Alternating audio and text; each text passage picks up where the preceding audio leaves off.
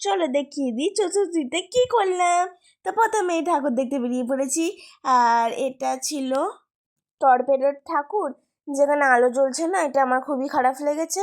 তো তারপর এটা চলে গেলাম ভ্যানেশখালিতে, যেখানে খুবই সুন্দর ঠাকুর ছিল, যেখানে দাঁড়িয়ে অনেক অনেক ছবি তুলেছি আর দারুণ ছিল। আর এটা তো প্যান্ডেল এখনো শুরু, মানে একটু বাকি আছে, এটা আমি পরে দেখাবো তোমাদের। তো এখানে দেখো লাইটিং, দেখো কি সুন্দর, আর ঠাকুরটাও দেখো কত সুন্দর। এটা 100 বছর, আর এটাও 100 বছর। ওটা ছিল ষষ্ঠীতলা বারোবারি। এই যে দেখো কত আলো, কত আলো, কি বলবো। এই দেখো গেট করেছে, দেখো না, উপরে ঢাক ঢোল সব বাজাচ্ছে। আর এটা এটা পুরো 100 বছর, তাই এত ধুমধাম, কি বলবো, কি সুন্দর দেখতে। আর এখানে আঁকাগুলো দেখো।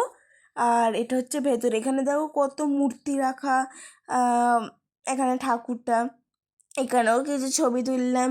এই দেখো কি সুন্দর। আর এখানে এবার আমরা খেতে চলে গেলাম।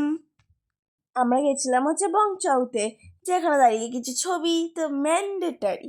তো তারপর ওপরে গিয়ে হাত ধুয়ে একেবারে খাওয়ার জায়গায় বসে পড়লাম।